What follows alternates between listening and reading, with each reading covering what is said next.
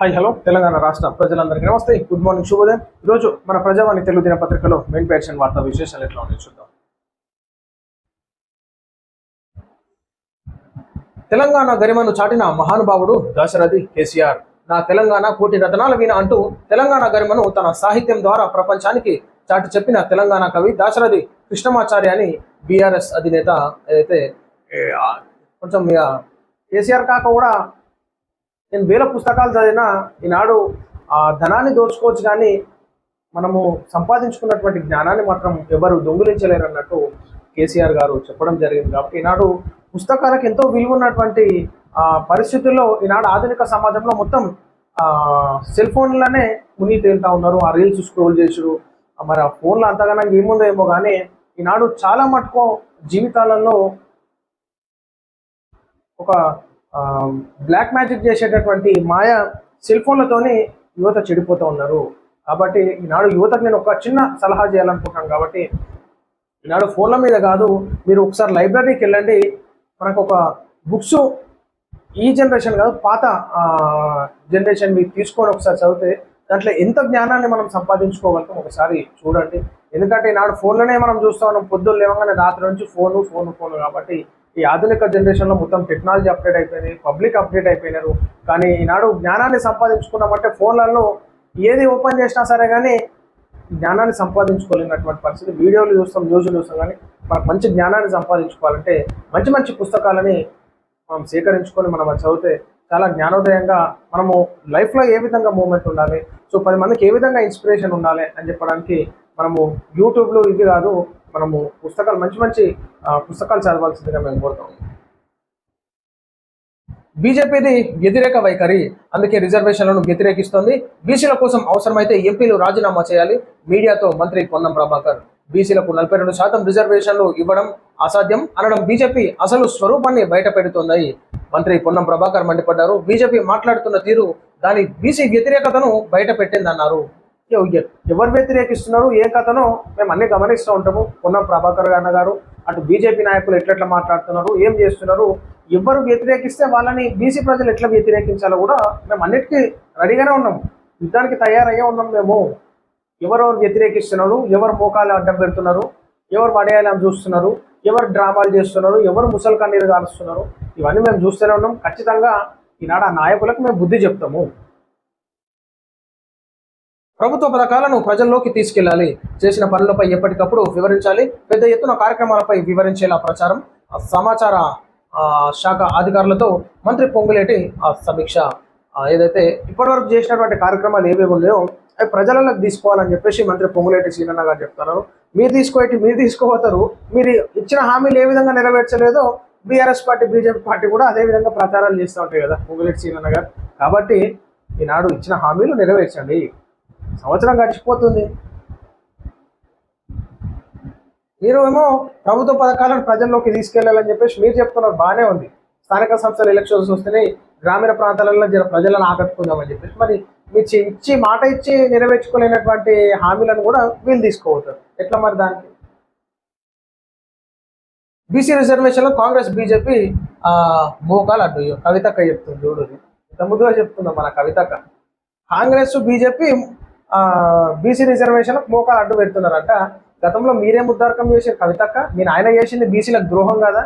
BC రిజర్వేషన్లు తగ్గించడంలో తప్పు లేదా? అప్పుడు ఎందుకు అడగలేదు? ఇప్పుడు వచ్చేసి నువ్వు బీసీ నినాదాన్ని మొత్తం మన హనుమంతుడు సంజీవని పర్వతాన్ని ఎత్తుకో అటు మొత్తం కవితక్క. అప్పుడు అన్యాయం జరిగినప్పుడు ఎక్కడ పోయినావు? బీసీలకు రాజకీయంగా అవకాశం రావద్దని చేసి తొక్కేసినారు, బీసీలకు ఉద్యోగాల పరంగా తొక్కేసినారు. బీసీలను మొత్తం నాశనం చేసుకున్నప్పుడు శంకుస్థాపన చేసుకొని మీరు సిద్ధంగా ఉన్నప్పుడు అప్పుడు ఎటువైనావు కవితక్క? ఇప్పుడు వచ్చేసి అడుగుతున్నావు. ఇదంతా ముసలి కన్నీరు, ఈ డ్రామాలన్నీ ప్రజలు చూస్తూనే ఉన్నారు. మేము ఎప్పటికప్పుడు విశ్లేషణ చేస్తూనే ఉన్నాము. అప్పుడు మీ పార్టీ ఉన్నప్పుడు అన్యాయం చేసి ఇప్పుడు కాంగ్రెస్ పార్టీ అధికారంలోకి వచ్చినాక బీసీలను మోసం చేస్తున్న కాంగ్రెస్ పార్టీ అని అంటున్నారు. ప్రజలారా నమ్మకండి. అసలు బీసీలకు ద్రోహం చేసిందే కేసీఆర్ గారు. వీళ్ళు కవితక్క, కేటీఆర్, హరీష్ రావు, వీళ్ళు అందరు కూర్చొని ఒక చక్రవ్యూహం పని బీసీలను మొత్తం గంగలా కలిపేసి ధన్కర్ రాజీనామాకు రాష్ట్రపతి ఆమోదం. జగదీప్ ఆరోగ్యాలతో ఉండాలని మోడీ ఆకాంక్ష. ఆరోగ్యాలు బాగలేవని చెప్పేసి రాజీనామా చేయడం జరిగింది. ఆరోగ్యపరంగా ఉండాలని చెప్పేసి కోరుకున్నాం. బీసీలకు 42% రిజర్వేషన్లపై వెనకడుగు లేదు. ఎలాంటి పరిస్థితులైనా ఎదుర్కొనేందుకు సిద్ధం. అవసరమైతే న్యాయ పోరాటానికి కూడా వెనుకాడం. కేంద్రం దీనిని వెంటనే ఆమోదించి చిత్తశుద్ధి చాటాలి. రామచంద్రరావు లీగల్ నోటీసులకు జడిసేది లేదు. మీడియాతో డిప్యూటీ సీఎం బట్టి విక్రమార్క.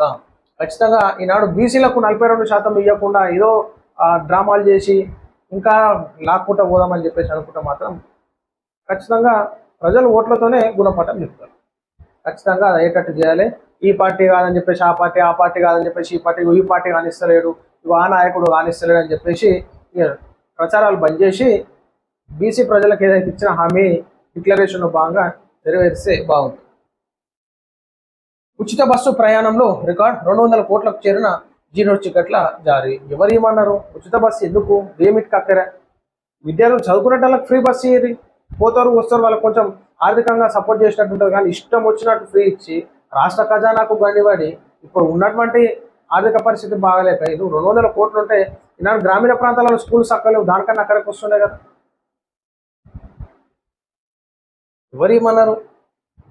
కాంగ్రెస్ కు షాక్. 199 కోట్ల విరాళాలపై పన్ను మినహాయింపునకు ట్రిబ్యునల్ నిరాకరణ.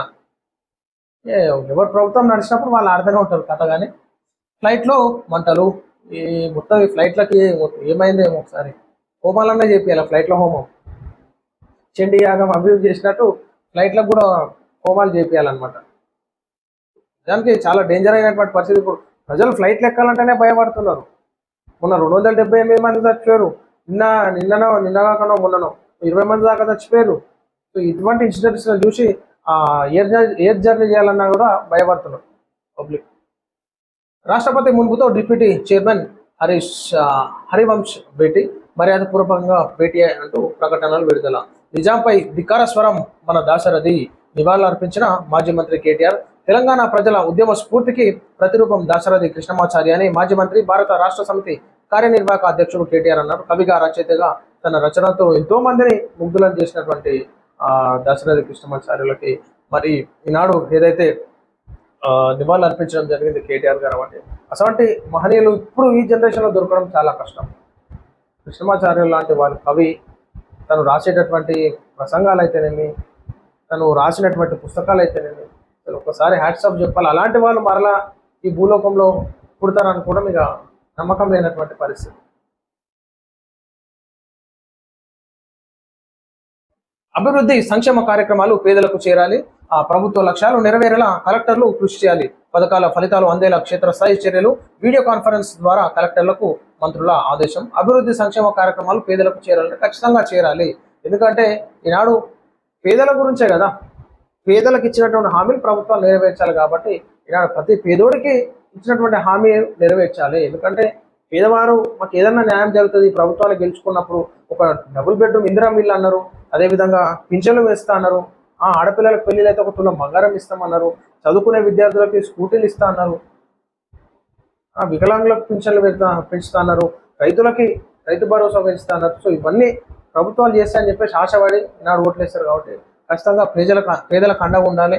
ఈనాడు సంక్షేమ పథకాలు పేదలకు చేరాలి. మధ్యలో ఈ జోకర్ గాళ్ళు ఉండి ఈనాడు చాలా డ్రామా ఆడుతుంటారు. కాబట్టి మధ్యలో అటువంటి వ్యక్తులకు కాకుండా నిజమైన నిరుపేదలకి ఆ సంక్షేమ పథకాలు చేరాల్సిందిగా కోరుతున్నాను.